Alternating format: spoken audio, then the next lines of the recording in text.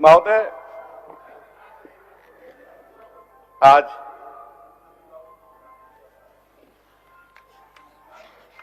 Debate में सर्वश्री भानु प्रताप शाही जी, सुदीप सोनू जी,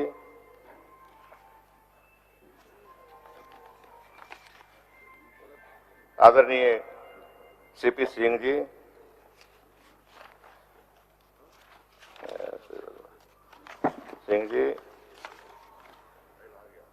शिल्पी जी, प्रदीप यादव जी, अमित यादव जी ने भाग लिया। सबसे पहले मैं सरकार की ओर से, अपनी ओर से भी सबों को जिन्होंने भाग लिया इस वाद विवाद में धन्यवाद देना चाहता हूं। शुरू करूं पूरक बजट के विषय में बोलना, उसके पहले मैं दो वक्ताओं आदरणीय सीपी सिंह जी और अमित यादव जी को ये सूचना देना चाहता हूं कि उन्होंने जो कहा कि इसमें गड़बड़ी खाद्यान्न वितरण में गड़बड़ी होती है, तो इसको स्वीकार करने में कोई दिक्कत मेरे साथ भी कोई नहीं होती है, लेकिन पकड़े जा रहे हैं सर। गढ़वा में पकड़े गए, धनबाद में पकड़े गए, जमशेदपुर में पकड़े गए, बोकारो में पकड़े गए, रांची में भी पकड़े गए, गिरिडीह में भी पकड़े गए। छूट नहीं रहे हैं, कर रहे हैं, गड़बड़ी कर रहे हैं, लेकिन पकड़े जा रहे हैं, छूट नहीं रहे हैं। दूसरी बात, फूड एंड सिविल सप्लाई के बारे में कहा गया, हरा कार्ड के बारे में अनाज नहीं मिल रहा, मैं स्वीकार करता हूं नहीं मिल रहा। कारण राज्य सरकार नहीं है, एफसीआई से, फूड कॉर्पोरेशन ऑफ इंडिया से हमारा एग्रीमेंट हुआ था कि अपने दर पर हमको हरा कार्ड के लिए चावल वो देगा, लेकिन एग्रीमेंट तोड़ दिया उसने। 3 महीने से लगभग अनाज नहीं मिल रहा है। अभी हम टेंडर कर लिए हैं।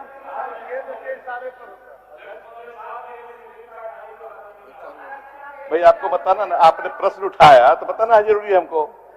आप नहीं बोल रहे तो हम नहीं बोलते। चूंकि आप बोले कि हरा कार्ड में चावल नहीं मिल रहा है, तो मैं समझता हूं मेरी नैतिक जिम्मेदारी बनती है कि आपको बताऊं, हाउस को बताऊं क्यों नहीं मिल रहा है।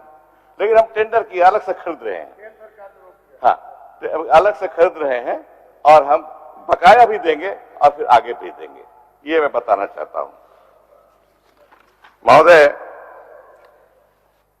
माननीय सदस्यों ने प्रश्न उठाया कि खर्च हो नहीं रहा है और सप्लीमेंट्री बजट लाया जा रहा है। तो ये बता दूं, जब से झारखंड बना है तब से बजट में सबसे ज्यादा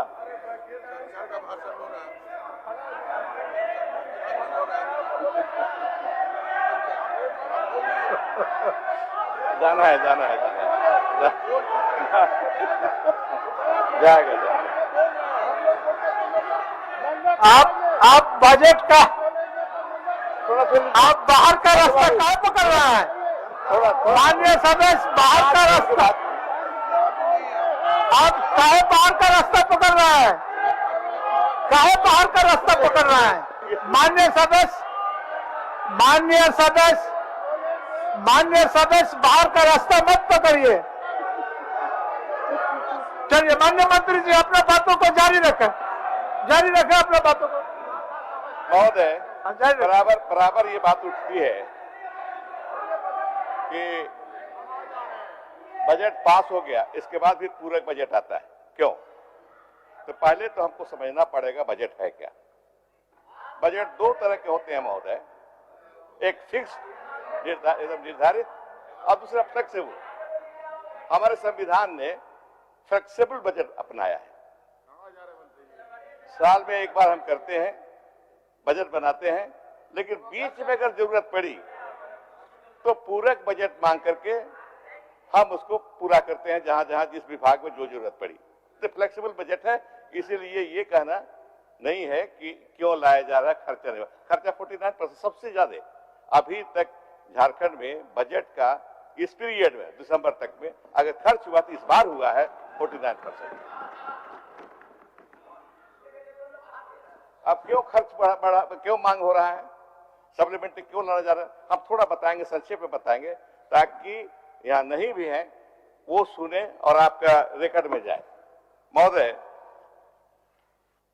भारत सरकार द्वारा बिजली आपूर्ति के संबंध में लेट पेमेंट सरचार्ज स्कीम नई योजना लाई गई है, जिसके अंतर्गत ऊर्जा उत्पादन कंपनियों को ऊर्जा क्रय के बकाये के भुगतान हेतु राशि का प्रावधान किया जा रहा है, ताकि निर्बाध विद्युत आपूर्ति सुनिश्चित हो तथा सरचार्ज से बचा जा सके। कारण है हमारा दूसरा, महोदय, राज्य द्वारा अपनी घोषणा के अनुरूप अल्प आय वर्गों के लिए 100 यूनिट बिजली बिल माफ करने से संबंधित योजना लागू कर दी गई है। हम लोग घोषणा किए थे, तीनों पार्टी के लोग, कांग्रेस पार्टी, जेएमएम और राजदीप, 100 यूनिट हम लोग गरीबों का माफ कर दें, गरीब लोगों का 100 यूनिट माफ करेंगे, वो कर रहे हैं। तो इसके लिए हमको अनुपूरक बजट लाना पड़ा, जिसमें 2733 करोड़ 16 लाख रुपए का उपबंध किया जा रहा है। ये महत्वपूर्ण चीज है महोदय। दूसरा महोदय, महिला सशक्तिकरण, बालिका शिक्षा पर जोर।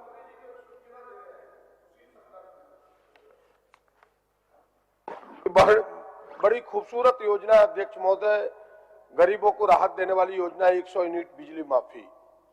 लेकिन दुर्भाग्य क्या है कि पिछली सरकार ने लोगों को, आधे लोगों को तो मीटर दिया ही नहीं, जिन लोगों को दिया उनके भी मीटर खराब पड़े, जो सच है ग्रामीण क्षेत्रों में। अब क्या हो रहा है कि फिक्स रेट जा रहा है, ये 100 यूनिट बिजली का हमें लाभ नहीं मिल रहा है। जिन गांवों में नया मीटर लगा, अध्यक्ष महोदय, मैं एक आदिवासी गांव गया था, सतवंधा, अपने क्षेत्र का, बड़ी खुश थे लोग कि मुझे 3 रुपया आ रहा है, 7 रुपया आ रहा है, 9 रुपया मैक्सिमम था उस गांव का, इसलिए कि 100 यूनिट का बिजली का माफी मिल गया। अब जिनको नहीं, अध्यक्ष महोदय, जबकि आपने एजेंसी को काम दे रखा है, लेकिन वो इतना सुस्त है कि साल भर में एक पंचायत को देता है मीटर, तो फिर कैसे होगा? सरकार को इसको युद्ध स्तर पर करके मीटर लगवाना चाहिए, तब 100 यूनिट बिजली जो आपकी घोषणा है उसका लाभ मिलेगा, फिर जनता आपकी जय जयकार करेगी। माननीय मंत्री, आप भी कुछ बोलेंगे? सर, अनुसूचित जाति के अध्यक्ष महोदय, ये जांच करवावे और उसको चलिए माननीय मंत्री जी, चलिए। माननीय प्रदीप यादव जी की जो सलाह है उसको मानने में सरकार को कोई दिक्कत नहीं होती। महोदय, महिला सशक्तिकरण, बालिका शिक्षा पर जोर, बाल विवाह प्रथा का अंत तथा लड़कियों के उच्च शिक्षा हेतु प्रोत्साहन के निमित्त राज्य सरकार द्वारा सावित्रीबाई फूले किशोरी समृद्धि योजना लागू की गई है। इस योजना के अंतर्गत जो बालिकाएं 18-19 वर्ष की आयु पूरा कर लेती हैं, उन्हें एक मुश्त अनुदान के रूप में 20,000 रुपये का लाभ दिया जाता है। महोदय, अनुपूरक बजट में इसे भी लाया गया है। राज्य में सामाजिक योजनाओं के सफल क्रियान्वयन हेतु आंगनबाड़ी सेविकाएं, सहायिकाएं की अहम भूमिका होती है। वर्ष 2019 के बाद उनके मानदेय के प्रथम बार दोगुना की गई है। आंगनबाड़ी सहायकों सेवकाओं को दोगुना कर दिया गया है। खर्च बढ़ गया, बजट में प्रावधान नहीं था, इसलिए हम लोग को लाना पड़ा। विभाग के अनुरूप माध्यम से 1,158 करोड़ 86 लाख रुपए इसके लिए प्रबंध किया गया। चौथा महोदय, अनुसूचित जनजाति, अनुसूचित जाति, अल्पसंख्यक एवं पिछड़ा वर्ग कल्याण विभाग अंतर्गत अनुसूचित जाति, अनुसूचित जनजाति एवं अन्य पिछड़ा वर्गों के प्री मैट्रिक एवं पोस्ट मैट्रिक विद्यार्थियों की आर्थिक स्थिति मजबूत करने के हेतु छात्रवृत्ति की राशि में क्रमशः 8 एवं 4 वर्षों के बाद दोगुना वृद्धि की गई है। इसमें खर्च हो रहा है महोदय 250 करोड़ रुपये, अब पोस्ट मैट्रिक के लिए हो रहा है 205 करोड़ रुपये। इसलिए भी हमारा अनुपूरक बजट लाना आवश्यक हो गया था।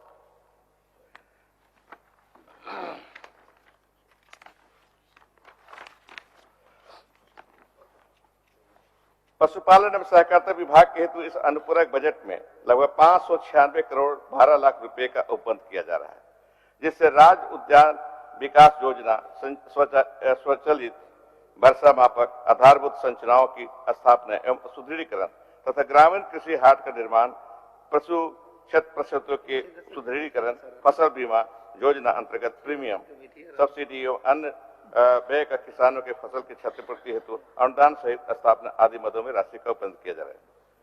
महोदय, स्वास्थ्य बहुत ही महत्वपूर्ण क्षेत्र है। स्वास्थ्य, चिकित्सा, शिक्षा एवं परिवार कल्याण, इसके लिए महोदय, इसके लिए भी इसमें उपबंध किया गया है।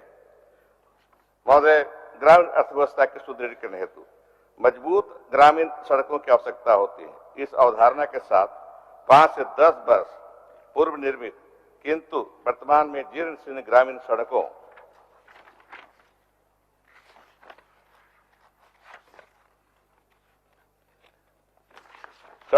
की मरम्मती हेतु सतह नवीकरण एवं विशेष मरम्मती की योजना के अंतर्गत राशि का उपलब्ध किया जा रहा है। साथ ही मुख्यमंत्री ग्राम सेतु योजना, ग्रामीण पथों का निर्माण एवं स्थापना आदि मदों से ग्रामीण कार्य विभाग के अंतर्गत कुल 350 करोड़ 32 लाख रुपए का उपबंध किया जा रहा है। आज माननीय ग्रामीण विकास मंत्री ने इस पर विशेष चर्चा की है क्वेश्चन आवर के समय में, इसलिए विशेष इस पर प्रकाश डालने की जरूरत नहीं है। ग्रामीण विकास विभाग हेतु इस अनुपूरक के माध्यम से लगभग 217 करोड़ 88 लाख रुपए का उपबंध किया जा रहा है, जिसमें माननीय विधायकों की मांग के अनुरूप राज्य सरकार द्वारा विधायक मद को 4 करोड़ से बढ़ाकर 5 करोड़ करने के फलस्वरूप कुल राशि में वृद्धि प्रधानमंत्री कृषि विषय योजना, श्यामा प्रसाद मुखर्जी रूरबन मिशन, मनरेगा योजना अंतर्गत राशि का उपबंध किया जा रहा है। हाँ, तो ठीक है। ये सब एक चुन के है, वो तो सुनते नहीं ना, सुनेंगे तो वो भी ताली पीटते, अगर सुनते तो ताली पीटते पीटते। इसी तरह महोदय, धोती साड़ी वितरण योजना जो बहुत ही पॉपुलर हो गया है, प्रधानमंत्री गरीब कल्याण अन्न योजना एवं अन्य संस्थापन मदन हेतु उपबंध किया जा रहा है। इसमें भी व्यवस्था की गई है। महोदय, राज्य के राजमार्गों के सुदृढ़ीकरण एवं पथ निर्माण को गति प्रदान करने हेतु पथ निर्माण विभाग के लिए इस अनुपूरक बजट में लगभग 100 करोड़ रुपए का उपबंध किया जा रहा है।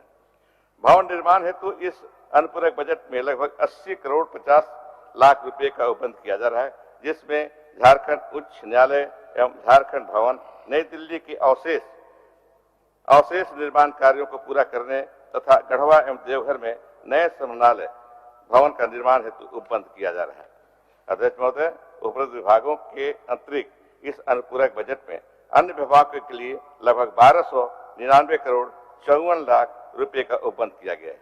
अध्यक्ष महोदय, इस प्रकार द्वितीय अनुपूरक व्यय विवरणी की प्रस्तावित सकल राशि 8,533 करोड़ 89 लाख रुपए है, जिसमें स्थापना व्यय मद में 877 करोड़ 32 लाख रुपए, राज्य स्कीम मद में 6,714 करोड़ 17 लाख रुपए, केंद्रीय सेक्टर की स्कीम के मद में 300 करोड़ रुपए एवं केंद्र प्रायोजित स्कीम के अंतर्गत राज्यांश मद में 284 करोड़ 77 लाख रुपए तथा केंद्रांश मद में 357 करोड़ 63 लाख रुपए की राशि का प्रावधान करने की व्यवस्था की गई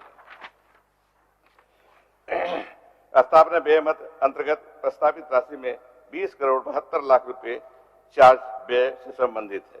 महोदय, इस द्वितीय अनुपूरक बजट अंतर्गत प्रथम अनुपूरक से प्राप्त झारखंड आकस्मिकता निधि की 500 करोड़ रुपए की राशि के अधीन ऊर्जा क्रय के बकाया मद में 300 करोड़ रुपए, महिला बाल विकास एवं सामाजिक सुरक्षा विकास द्वारा नियुक्त ICDS कर्मियों के वेतन भुगतान इत्यादि में 30 करोड़ रुपए, झारखंड उच्च न्यायालय के निमित्त लगभग 16 करोड़ रुपए, मंत्रिमंडल सचिवालय प्रोटोकॉल हेतु लगभग 12 करोड़ रुपए एवं अन्य मदों में लगभग 10 करोड़ रुपए के व्यय की प्रतिपूर्ति का प्रस्ताव है। अध्यक्ष महोदय, मैं यह स्पष्ट करना चाहूंगा कि सरकार के अनुपूरक प्रस्ताव से राज्य के राजकोषीय लक्ष्यों पर प्रतिकूल असर नहीं पड़ेगा। मैं सदन को आश्वस्त करना चाहूंगा कि राज्य के आंतरिक वित्तीय स्रोतों के सघन पर्यवेक्षण तथा बेहतर प्रबंधन से इस अतिरिक्त राशि की व्यवस्था की जाएगी। बहुत बहुत धन्यवाद महोदय। क्या माननीय सदस्य श्री भानु प्रसाद शाही जी अपना कटौती प्रस्ताव वापस लेना चाहते हैं?